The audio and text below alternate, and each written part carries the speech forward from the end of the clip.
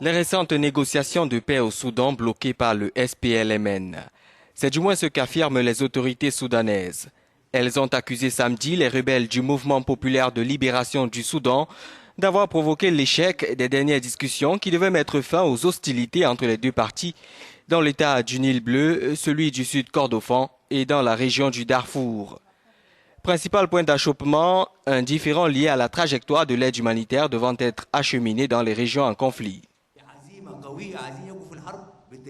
Nous sommes sûrs que si les dirigeants des deux États et les dirigeants soudanais sont déterminés à arrêter cette guerre s'arrêtera, même si certains en ont fait un fonds de commerce. Le Conseil de paix et de sécurité de l'Union africaine nous a demandé la mise en œuvre de l'accord tripartite afin de fournir de l'aide humanitaire immédiatement et a demandé au gouvernement et aux mouvements armés de fournir de l'aide aux personnes dans le besoin dans les zones en conflit.